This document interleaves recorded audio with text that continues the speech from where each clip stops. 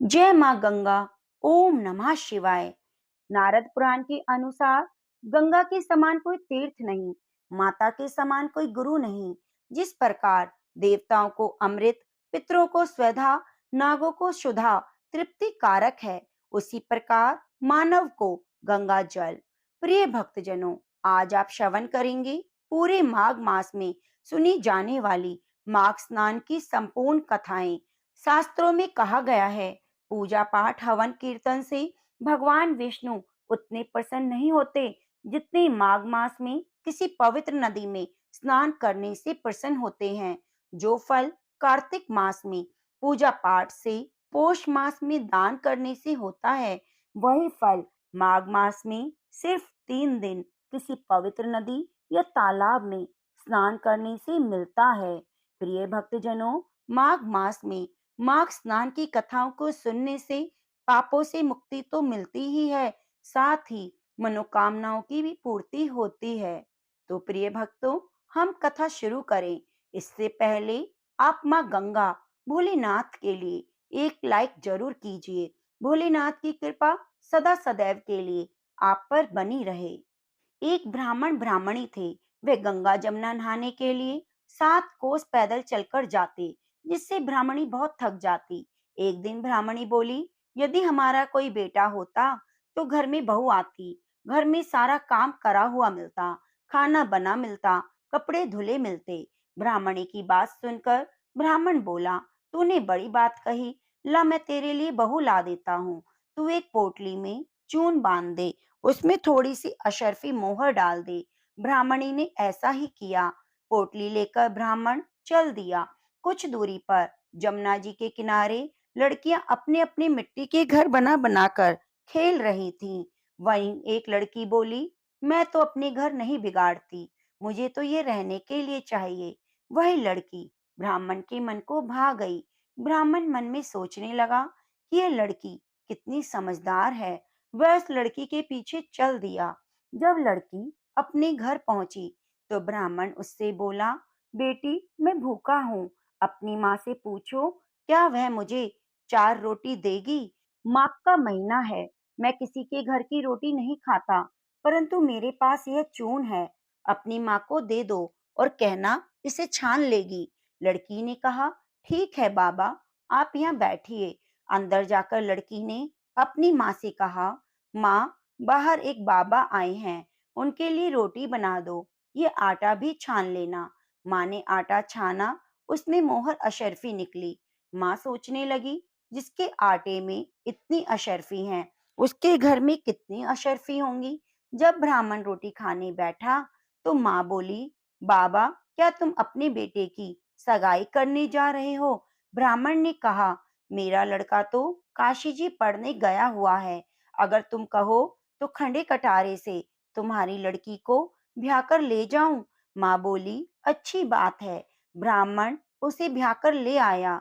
घर आकर ब्राह्मण बोला, रामू की माँ, किवाड़ खोल, देख मैं तेरे लिए बहू लाया हूँ। ब्राह्मणी बोली, दुनिया तो बोली मारती है, आप भी मारने लगे। हमारे तो 7 जन्म भी बेटा नहीं हो सकता, बहू कहाँ से आएगी। ब्राह्मण ने कहा, नहीं तो दरवाजा खोल। ब्राह्मणी ने दरवाजा खोलकर देखा तो सचमुच सामने बहू खड़ी थी। सास आदर के सम्मान के साथ बहू को अंदर ले आई। अब तो ब्राह्मण और ब्राह्मणी नहाने जाते, पीछे से बहू सारा काम करती, खाना बनाती, कपड़े धोती, वापस आने पर उनकी सेवा करती। इस तरह बहुत समय व्यतीत हो गया। सास बोली, बहू चूल्हे की आंच बुझने न दीजो, मटके का पानी खत्म न होने पाए। एक दिन चूल्हे की आंच बुझ गई। बहू भागकर पड़ोस के घर गई। पड़ोसन से बोली, मेरे चूल्हे की आंच बुझ गई है, मुझे थोड़ी सी आंच दे दो। मेरे सास ससुर आते ही होंगे, सुबह 4 बजे के, गंगा जमुना नहाने गए हुए हैं। पड़ोसन बोली, तू तो बावली है, तुझे तो यूं ही कहकर उठा लाए, इनके तो 7 जन्म तक कोई बेटा नहीं है। बहू बोली, इनका बेटा तो काशी जी पढ़ने गया है। पड़ोसन ने कहा, नहीं, ये झूठ बोल रहे हैं। बहू ने पड़ोसन से पूछा, अब मैं क्या करूं। पड़ोसन ने कहा, अब वो आए तो उन्हें जली हुई रोटी देना, अलूनी दाल देना, खीर की कलछी दाल में और दाल की कलछी खीर में कर देना। उसने ऐसा ही किया। सास ससुर आए। बहू ने ना तो आदर सत्कार किया और ना ही उनके कपड़े लिए, सीधा उनके लिए खाना परोस दिया। खाना देखकर सास बोली, बहू ये क्या है? ये तो जली हुई रोटी है, अलूनी दाल है। बहू बोली, सासू जी खा लो। अगर एक दिन ऐसा खाना खा लोगी तो कुछ नहीं होगा, मुझे तो जीवन भर अलूनी रहना है। सासू ने सोचा, बहू को पड़ोसन की सीख लग गई। रात को तो बहू सो गई। सुबह होते ही फिर पड़ोसन के पास गई। बोली, अब क्या करूं? पड़ोसन ने कहा, अब तू सातों कोठों की चाबी मांग ले। जब सास ससुर नहाने के लिए जाने लगे तो बहू अकड़कर उनके सामने खड़ी हो गई और बोली, बाद में जाना, पहले मुझे सातों कोठों की चाबी दे दो। ससुर बोला, चाबी दे दो, आज भी इसका और कल भी इसका। सासू ने चाबी दे दी। पीछे से बहू ने कोठों को खोलकर देखा।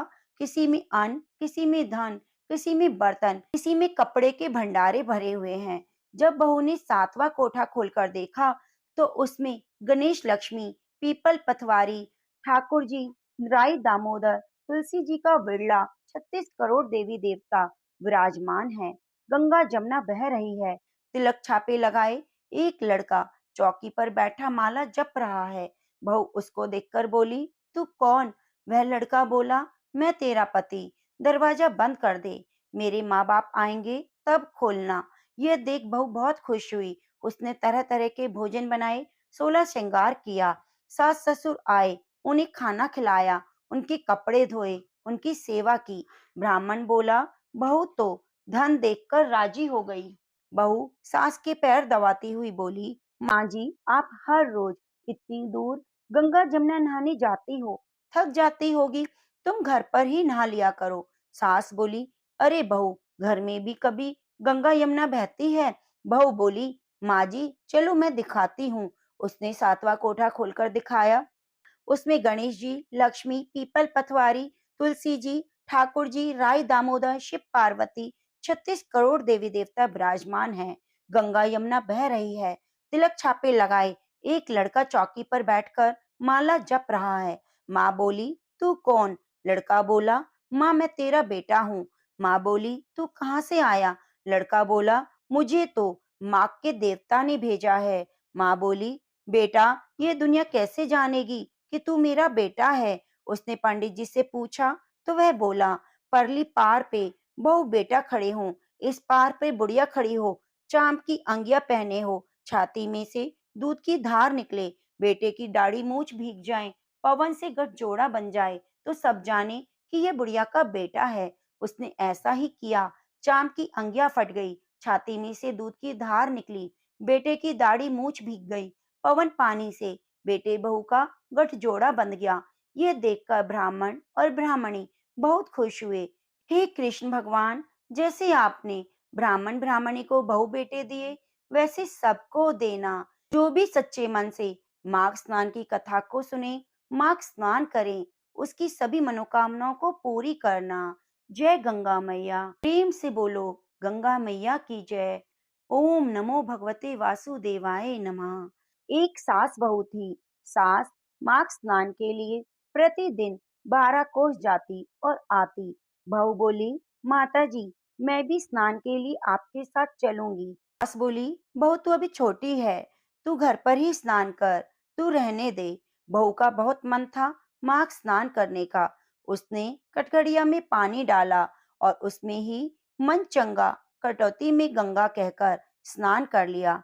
कटघड़िया में गंगा जी आ जाती और वह नहा लेती। एक दिन जब सास गंगा जी में स्नान के लिए गई तो उसकी नथ गंगा जी में बह गई।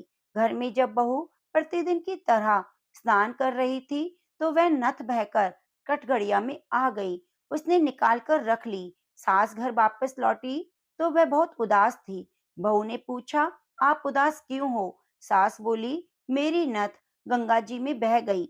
बहू बोली, वह तो मेरे हाथ में आ गई। सास बोली, कैसे? बहू बोली, मैं कटघड़े में पानी डालकर बोलती थी, मन चंगा तो कटौती में गंगा। गंगा जी यहीं आ जाती थी। उसी में आपकी नथ बहकर आ गई और मैंने ले ली।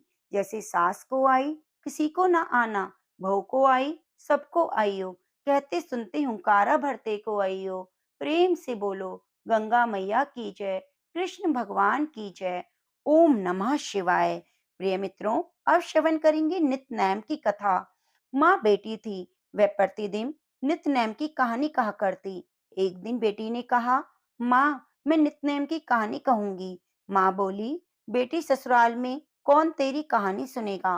परंतु बेटी ने जिद कर नित्य की कहानी कही। उसकी शादी हुई, ससुराल गई, वहां वह सबसे कहती, मेरी कहानी सुन लो। परंतु सभी कोई न कोई बहाना मारकर उसे टाल जाते, कहानी ना सुनते, जिससे वह भूखी रहती। एक दिन पड़ोसन बोली, मैं तेरी कहानी सुनूंगी। वह आती, कहानी सुनती और बहु खाना खा लेती। एक दिन ननंद ने अपनी माँ से कहा, माँ भाभी हमारे कहने पर तो खाना नहीं खाती, परंतु पड़ोसन के कहने पर खा लेती है। माँ ने कहा, तू उसे मना कर दे। उसने वैसा ही किया। बहू ने अपने पति से कहा कि पति ने कहा, अगर माँ मना करे तो मत जाना। अब माँ ने भी मना कर दिया। अब तो कोई भी उसकी कहानी नहीं सुनता। वे फिर से भूखी रहती। एक दिन ससुर ने सास से पूछा, बहू ठीक तो है? सास ने कहा, ठीक तो है, लेकिन खाना नहीं खाती। ससुर ने कहा, घर का काम करके थक जाती होगी, तभी खाना नहीं खाती। उससे घर के काम मत करवाओ। सास ने कहा, काम न करवाने पर भी नहीं खाती। धर्मराज का आसन डोला। उसने कहा, इस नगरी में कौन है जो भोजन नहीं करता? उसे बुलाओ। स्वर्ग से विमान जब बहू को लेने आया तो सास बोली, बहू मैं तेरे साथ चलूंगी। बहू ने कहा, आपको तो बहुत काम था, मेरी कहानी सुनने का समय नहीं था। जेठानी ने कहा, तो बहू ने कहा, आपको तो मालिक का खाना बनाना है। ननंद ने कहा, तो बहू कहने लगी, तुम्हें तो गुड्डे गुड़ियों से खेलने का समय नहीं मिलता था। पड़ोसन बोली, मैं चलूंगी। तो बहू ने कहा, हाँ तुम चलो, तुमने ही मेरी नित्य की कहानी सुनी थी। वे अपने मालिक के पास गई। मालिक बोला, तू तो बड़ी भाग्यवान है, लोग तो मरने के बाद स्वर्ग जाते हैं, तू तो जीते जी स्वर्ग जा रही है। वह चली गई। इस तरह पास पड़ोस का सुख दुख सुनते सुनाते मिलजुल कर रहना चाहिए। प्रेम से बोलो, जय श्री कृष्णा, राधे राधे। ओम नमः शिवाय। गंगा मैया की जय। माघ मास की जय। प्रिय मित्रों, श्रवण करते हैं गंगा जमुना की पवित्र कथा। एक गंगा जी थी, एक जमुना थी। दोनों बहनें एक साहूकार के खेत में जा रही थी। जमुना ने 12 दाने जौ के खेत से तोड़ लिए। गंगा बोली, बहन यह तो चोरी हो गई, तुझे तो पाप लग गया। जमुना बोली, अब ये कैसे उतरेगा? गंगा जी बोली, 12 वर्ष साहूकार की नौकरी करने से उतरेगा। जमुना साहूकार के यहाँ गई, बोली, मुझे नौकर रख लो, 4 काम छोड़कर मैं तुम्हारे सारे काम कर दूंगी। एक तो झूठे बर्तन नहीं धोऊंगी, झाड़ू नहीं लगाऊंगी, सेज नहीं बिछाऊंगी और दिया नहीं चासूंगी। साहूकार ने उसे नौकरी पर रख लिया। 12 वर्ष बाद कुंभ का मेला आया। साहूकार साहूकारनी मेले में जाने लगे तो जमुना ने उन्हें सोने का टका दिया और बोली, मेरी बहन गंगा है, उसको ये टका दे देना, कह देना बहन जमुना ने भेजा है। तो वे हाथ पसार कर गोरी गोरी बहियाओं में हरी हरी चूड़ियां पहनकर ले लेगी। वे लोग वहां जाकर सोने का टका देने लगे तो गंगा ने हरी हरी चूड़ियां पहन गोरी गोरी बहियां पसार कर सोने का टका ले लिया और बोली, मेरी बहन जमुना से कह देना, अब तेरे 12 वर्ष पूरे हो गए, आ जाए। साहूकार साहूकारनी घर आए और उन्होंने जमुना से कहा कि गंगा ने बोला है तुम्हारे 12 वर्ष पूरे हुए। ऐसा सुनते ही जमुना सहस्त्र धारा होकर बहने लगी। साहूकार साहूकारनी को जब ये पता लगा कि जमुना माता हमारे सारे काम करती थी, तो मूंदे माथे पड़ गए। सोचने लगे, अब हमारा पाप कैसे उतरेगा। उधर जमुना गंगा के पास गई तो गंगा ने पूछा, तू साहूकार साहूकारनी को धीरज बंधाकर आई है या नहीं? जमुना बोली, मैंने तो कुछ भी नहीं कहा। गंगा बोली, उनको धीरज बंधाकर आ, नहीं तो उनको संतोष कैसे होगा। जमुना दोनों के सपने में आई और बोली, तुम उदास क्यों हो? वे बोले, हमने तुम्हारे से ऊंचा नीचा काम कराया, अब हमारा पाप कैसे उतरेगा? जमुना बोली, तुम्हारे कोई पाप नहीं लगेगा, मैं तो अपना पाप उतारने आई थी। तुम्हारे खेतों से 12 दाने गेहूं के तोड़ लिए, इससे मुझे दोष लग गया। तुम्हारे 12 साल का काम करने से वह मेरा दोष उतर गया। तुम उठो, तुम्हें कोई दोष नहीं लगा, तुम्हारे खूब धन लक्ष्मी हो जाएगी और तुम्हारी मुक्ति होगी। हे जमुना मैया, जैसे आपने साहूकार साहूकारनी के धन भंडारे भरे, उनकी सभी पापों से मुक्ति दिलाई, वैसे ही कथा को सुनने वाले, हुंकारा भरने वाले के भी करना। प्रेम से बोलो, गंगा मैया की जय, जमुना मैया की जय, माघ मास की जय। ओम नमः शिवाय। जय श्री कृष्ण, राधे राधे। प्रिय मित्रों, उम्मीद करूंगी आपको माघ स्नान की संपूर्ण कथाएं बहुत ही अच्छी लगी होंगी। भगवान भोलेनाथ की कृपा सदा आप पर बनी रहे। आप हमारे चैनल को सब्सक्राइब जरूर कीजिए और बेल आइकन को दबाना ना भूलें। कमेंट बॉक्स में जय गंगा मैया जरूर लिखिए। धन्यवाद।